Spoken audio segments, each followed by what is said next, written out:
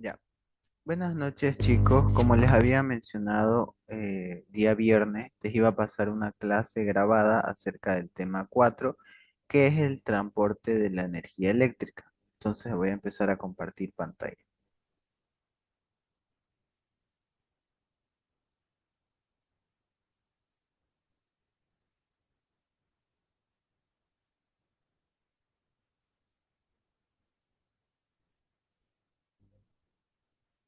El transporte de la energía eléctrica. Para ello, primero tenemos que empezar a definir lo que es el transporte de energía eléctrica, que en sí no es más que el camino que realiza la electricidad desde que ésta es generada hasta los diferentes puntos de distribución, es decir, ya sea industria, redes domiciliarias, hogares, etcétera. Ya, ahora, el transporte de energía eléctrica en sí, en otras palabras, es el sistema de suministro eléctrico que se pueden diferenciar por tres partes que son las siguientes. Está la generación, está el transporte de energía eléctrica y está la distribución. En lo que es la generación eléctrica, se generan en las centrales eléctricas y estas pueden utilizar una fuente de energía, ya sea energía eólica, energía geotérmica, energía hidráulica, energía nuclear, energía solar y energía hidroeléctrica. Luego en la fase de transporte, esta consiste en transferir la energía producida en las centrales hasta los centros de consumo. Dicho de otra manera, es el camino que realiza la electricidad desde que ésta se genera hasta que comienza a distribuirse. Y la energía eléctrica es transportada a partir de cables de cobre. Y cuanto mayor es la cantidad de energía, es mayor la distancia. Se necesita que sean cables más gruesos y por lo tanto van a ser cables más caros. Hay algunas maneras de abaratar este transporte que puede ser utilizando corriente alterna o utilizando corriente trifásica. Y como les mencionaba al inicio, tenemos generación, transporte de energía eléctrica y distribución. En la distribución es posible que la energía llegue a los clientes o consumidores finales desde el sistema de transporte. Y ahora, ¿cómo funciona este transporte eléctrico? Se realiza a través de líneas de transporte de alta tensión que junto con las subestaciones eléctricas forman lo que es la red de transporte. Con el fin de transportar la electricidad con las menores pérdidas de energía posibles, para esto es necesario elevar el nivel de la tensión, ¿ya? Líneas de transporte de energía eléctrica. En sí es el medio físico, nos referimos al material que transporta o es capaz de conducir la transmisión de energía eléctrica formadas por el elemento conductor y el soporte que son las torres de alta tensión hechas de perfiles de acero.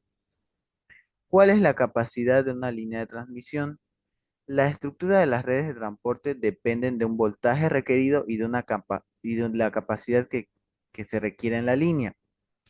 Para transmisiones de hasta 46 kilovoltios, las torres pueden ser postes de simplemente madera, pero para transmisiones que van de 69 a 231 kilovoltios, se usan postes de madera en forma H. Y para transmisiones que van de 161 kilovoltios o más, se utilizan estructuras de acero que son independientes, como pueden apreciar en las imágenes, para las distintas capacidades de kilovoltios que se requieren. Ahora tenemos lo que son las características de las líneas de transmisión. Las más importantes son la longitud y la tensión. Los parámetros eléctricos más importantes son los siguientes: la resistencia, que es lo que se opone a la conductividad de la energía eléctrica, la reactancia inductiva y la capacitancia de derivación. ¿Qué es un sistema de suministro eléctrico? Es el conjunto de elementos útiles para la generación de transporte y distribución de energía eléctrica.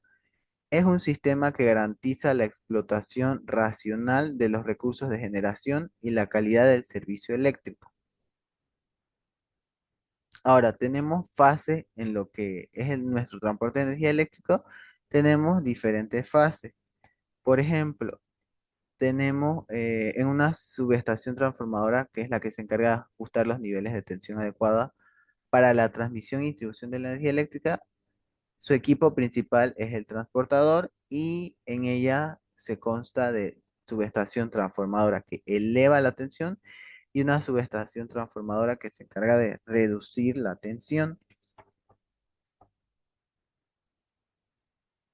En la primera etapa de nuestra red de transmisión, lo que nosotros tenemos es que la electricidad pasa desde las centrales generadoras hasta las subestaciones eléctricas reductoras. La red de transmisión usa voltajes de 220 kilovoltios a 380 kilovoltios, como se puede apreciar en la imagen de la derecha. Esa es la primera etapa. En la segunda etapa tenemos la red de distribución, que es la etapa en la que se encarga de suministrar la energía desde la subestación de reducción hasta el consumidor, que puede ser el cliente industrial o puede ser otro centro de transformación o el cliente, algún otro cliente. En esta etapa se usan transformadores para bajar la tensión de la electricidad para suministrar a hogares y a empresas. Ya.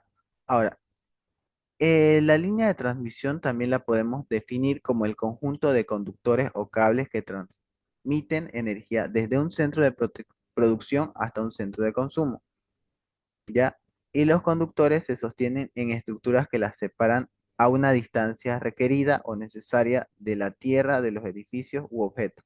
Y esto nos va a garantizar que el flujo de la electricidad sea continuo y que no se obstruya con ningún elemento en el medio. Tenemos la clasificación de las líneas de transmisión según el medio, según su función, y tenemos otras más adelante que se van a mencionar. Según el medio, tenemos, por ejemplo, las que son de línea aérea, que consiste en varios conductores suspendidos por torres o postes, que son generalmente el método más usado ya que es el más económico. Según su función, tenemos líneas de transmisión, líneas de distribución. Las líneas de transmisión son aquellas que llevan la energía eléctrica a grandes distancias y a niveles de voltaje superior a los 30 kilovoltios. Estas unen las centrales generadoras y las redes de distribución. Y después, según su función, tenemos las líneas de distribución, que son las que van desde las subestaciones hasta los centros de consumo. Y los niveles de tensión están por debajo de los 30 kilovoltios. Después también tenemos tipos de torres de transmisión, que estas, según su clasificación, las torres de suspensión son las que soportan el peso de los cables, cadenas y herraje, además del viento, y son usadas en los tramos rectos de la línea de transmisión y por lo general de celosía en X. Esto se refiere al trenzado de los cables, ¿ya? Torres de retención son las que soportan las mismas cargas que las torres de suspensión y las cargas producidas por el ángulo entre los cables de llegada. Es decir, estas son torres intermedias que se encuentran entre las torres de suspensión, que lo que nos hacen es ayudar a soportar ángulos entre cables de llegada y cables de salida. Y son utilizados en tramos donde se requiere eh, redireccionar el cableado. Después tenemos torres de remate o terminal, que son estas colocadas al inicio y al final de una línea de transmisión, y estas son por lo general las más robustas de la línea. Luego tenemos las torres de anclaje, que son utilizadas para proporcionar puntos firmes en la línea que impidan la destrucción de la línea por alguna causa de rompimiento de un conductor o un mal apoyo. Las torres de ángulo, que son empleadas para sustentar los conductores en los vértices o ángulos que forman la línea en su trazado. Torres de fin de línea, que soportan las líneas producidas, las tensiones producidas por la línea, perdón, son las de mayor resistencia, ya que es el punto de anclaje. Luego tenemos torres especiales como funciones diferentes a las anteriores que pueden ser usadas para cruces sobre ferrocarril, vías fluviales, líneas de telecomunicación o alguna bifurcación. Tipos de líneas de transmisión. Tenemos líneas de transmisión de conductor paralelo, por ejemplo, que esta consiste en que dos cables paralelos separados por el aire, como se observa en la imagen acá. Los espaciadores no conductivos se colocan a intervalos periódicos para mantener una distancia entre ambos conductores, y la distancia entre estos dos conductores está entre 2 y 6 pulgadas. Luego tenemos el cable por par trenzado, que se denomina así ya que consiste de dos conductores aislados junto a las unidades, y a su vez estas están cableadas en el núcleo, como se puede apreciar en esta imagen de acá. Y estas se cubren con varios tipos de fundas, dependiendo del uso que se les vaya a dar. También tenemos estos cables que están protegidos con una armadura extra y son de acuerdo a la función, tienen un porqué de por qué están recubiertos de tal material o protegidos con tal material.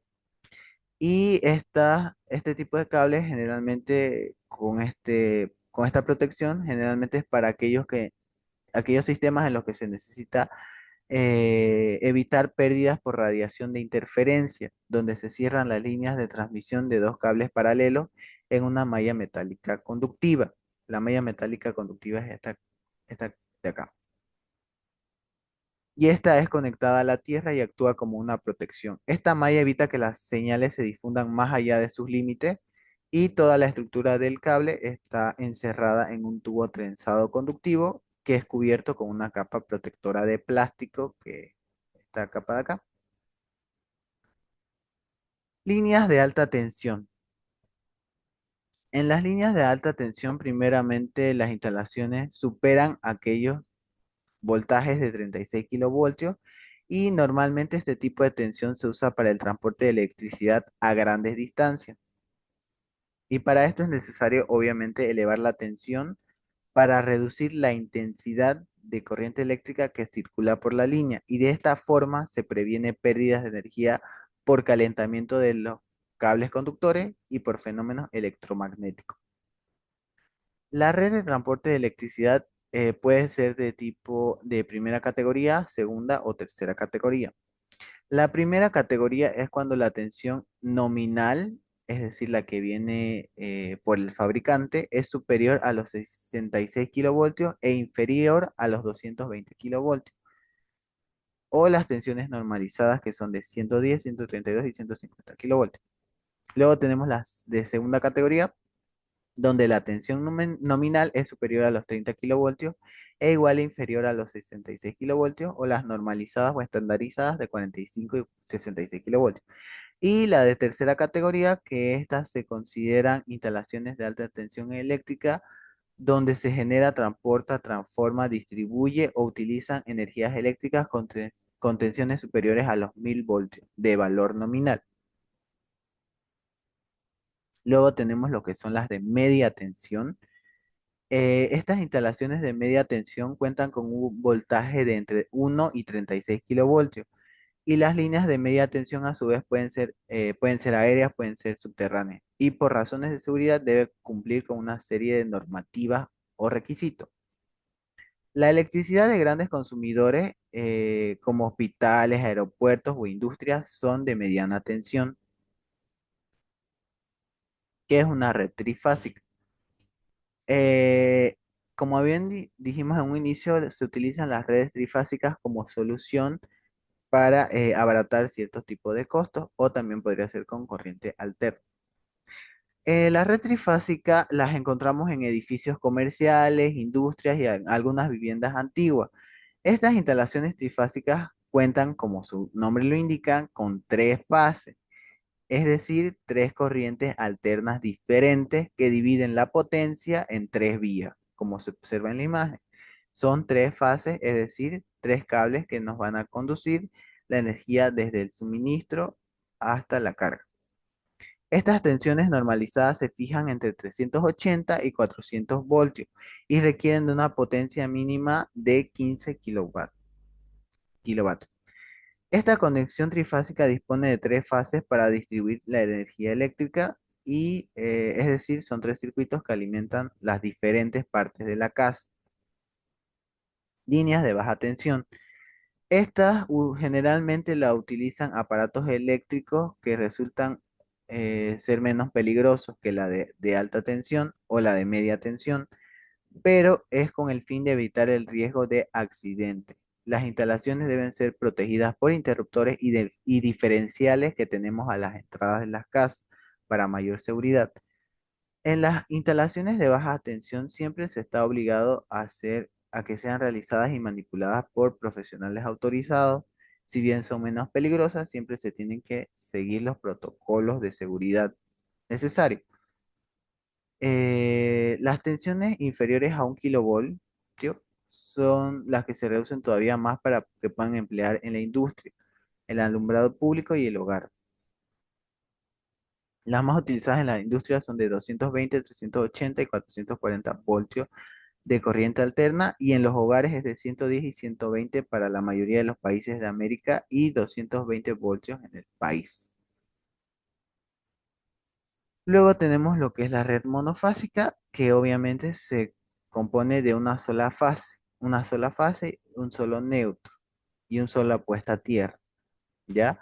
Entonces, la red monofásica se usa principalmente en las instalaciones domésticas donde no necesita de mucha potencia, sin importar el tamaño de la vivienda. O es decir, puede llegar a variar de acuerdo al tamaño de la vivienda.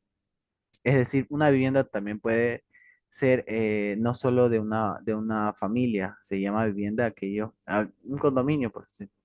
Y un condominio está con un sistema mucho más complejo, entonces ahí puede ser que se necesite una instalación de red trifásica, por decir, ¿no? Por eso dice con independencia del tamaño de la vivienda. Ya. Ahora, una red de distribución de corriente en el que la electricidad viaja por un solo conductor o cable hasta el punto de alimentación, que es el enchufe. Esto es lo que les dije, red monofásica. Y se realiza a dos hilos. Un hilo que es el conductor neutro y un hilo que es el conductor de fase. ¿Ya? Y como les decía, ¿no es? Les decía, dentro de las viviendas los circuitos eléctricos siempre se acompañan de un conductor de toma de tierra por seguridad. El transformador monofásico se alimenta solo por una sola fase, es decir, que solo tiene un hilo en la parte superior. Para entender bien lo que es este tema, tenemos que entender lo que es el efecto de Joule en lo que es el transporte de la energía eléctrica. La distribución de la energía eléctrica desde las centrales hasta los centros de consumo se realiza a través de red de transporte. Y parte de la red de transporte de energía eléctrica son las líneas de transporte. Una línea de transporte que es el medio en el cual se realiza la transmisión de energía eléctrica a grandes distancias y está constituido por cables de distintos materiales conductores como son el acero, el aluminio o el cobre, y sus elementos de soporte de las líneas de transporte que son las torres y los postes. Ahora, nos interesa saber de las pérdidas en el transporte fundamentalmente por el efecto de Joule para que éstas sean las menos posibles. Y el calentamiento de la línea viene dado por la siguiente ecuación, donde tenemos que el calor va a ser igual a la intensidad de corriente eléctrica al cuadrado por la resistencia y por el tiempo. Y esto a su vez es igual a la intensidad de corriente eléctrica al cuadrado por la resistividad del conductor, por la longitud de la línea de transporte y por S sobre S, que es la sección transversal del cable, es decir, el diámetro, por el tiempo. Y para reducir las pérdidas se puede aumentar, es decir, hacer más gruesos los cables o disminuir la intensidad de corriente eléctrica transformándola en otra de alta tensión.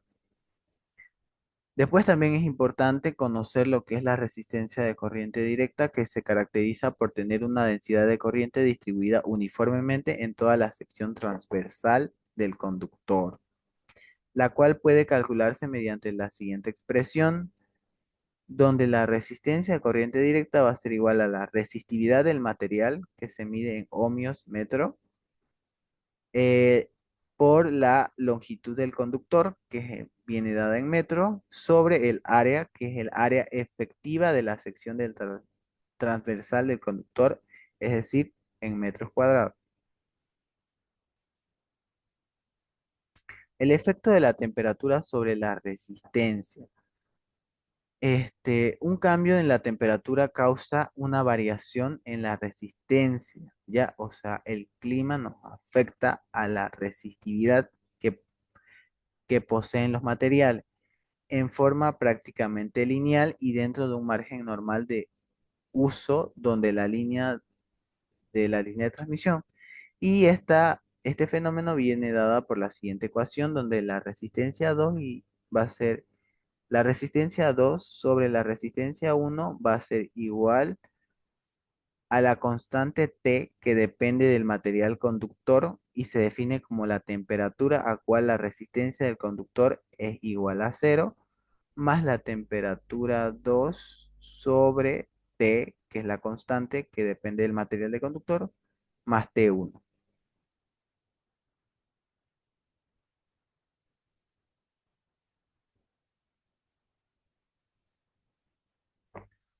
Características de los materiales de distribución, es decir, los conductores. Los materiales conductores son cables, no son alambres. Pueden utilizarse en conductores distintos para fases de apantallamiento, es decir, cables de guarda. Pueden estar desnudos, aunque no es seguro. Pueden estar aislados.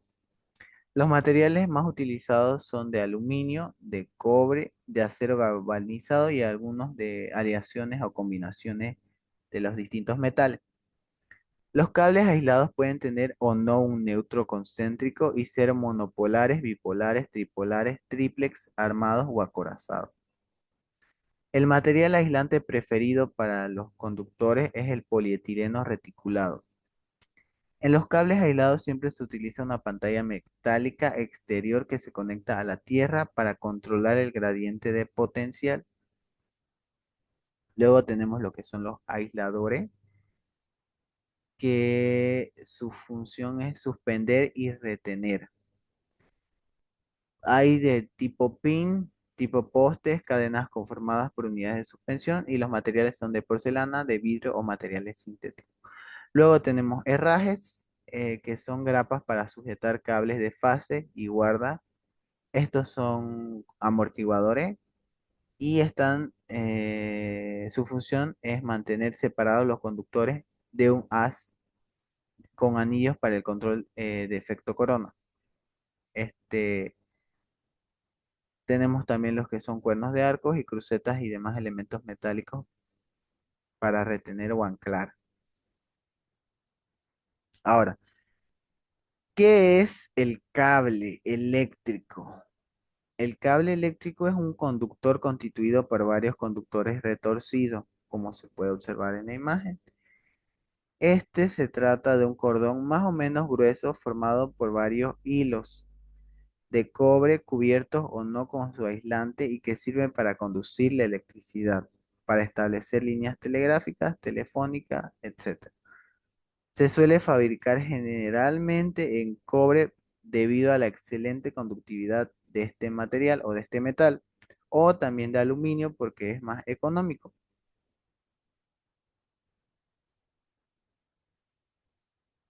¿Cuáles son las partes de un cable? Un cable eléctrico está formado por el conductor, por el aislamiento, la armadura y la cubierta. Este, el conductor es aquel elemento encargado de llevar la corriente eléctrica formada normalmente por uno o varios hilos. El aislamiento, que es lo que está en verde, es el que regula al conductor y evita la circulación de la corriente eléctrica fuera de él.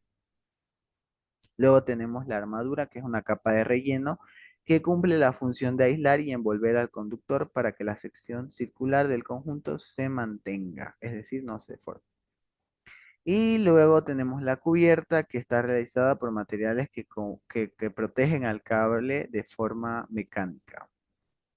Ahora, cada color de cable, según ciertas normativas, se supone que tienen que seguir ciertos códigos. Por ejemplo, los cables verdes son los que se utilizan para las tomas de tierra. Están ahí por seguridad y pueden salvarte de electrocutarte. Luego tenemos cables blancos que son cables neutrales. Estos también son tomas de tierra pero solo se conectan al transformador para así llevar la energía de vuelta. Es decir, son cables neutros. Cables de colores con raya. Estos también llamados guías son cables tan neutrales como los blancos y estos tipos de cables se utilizan para identificar cuál cable neutral va con cuál cable de color. Cables negros que son cables neutros de cables de carga o de corriente y estos llevan electricidad al aparato para hacer que funcione. Cables de colores. Todos los cables de colores, excepto aquellos que no tengan una raya, son cables de corriente o de carga. El de uso más común es el rojo. Ahora, tipos de cable. Tenemos cable unipolar, multipolar, flexible, trenzado, dúplex y multiconductor, dependiendo a qué es lo que se va a requerir.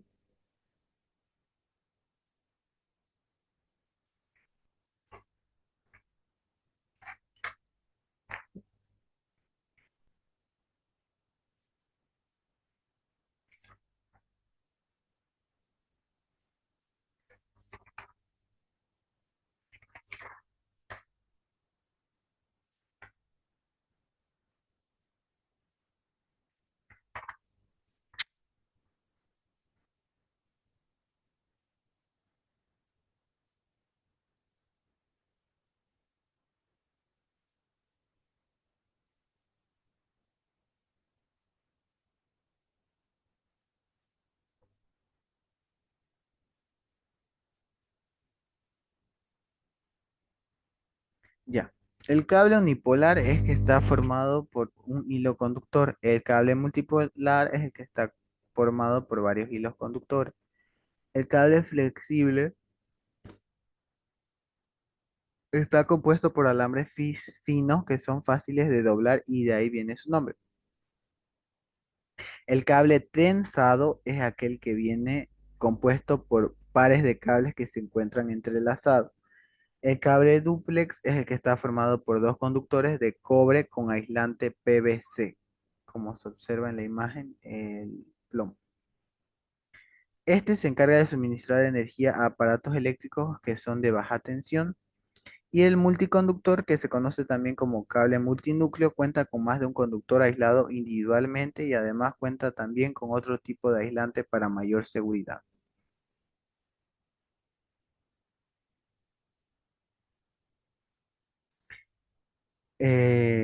Esto ya lo vimos. Entre las distancias, entre poste y poste o entre torre y torre, siempre debe existir una cierta tensión de acuerdo a la normativa. En el caso de las líneas de alta tensión que soportan cables de fibra óptica, su distancia mínima al suelo y a cursos de agua no navegables será de 6 metros, pudiendo reducirse en 1 metro en zonas de difícil acceso. En explotaciones ganaderas cercanas o explotaciones agrícolas, la altura mínima al suelo va a ser de 7 metros y para la distancia horizontal entre estructuras se consideran las siguientes relaciones, donde H1 es la altura de la estructura de AT y de H2 es la altura de la estructura MT. Y eso sería lo más importante de este tema. De todos modos, igual les voy a pasar un documento de este tema que cuenta con información un poco más detallada que lo que se encuentra en las diapositivas y de ahí se pueden guiar para hacer su informe respecto a este tema, que es el tema de transporte de la energía eléctrica. Y eso sería todo por esta clase grabada.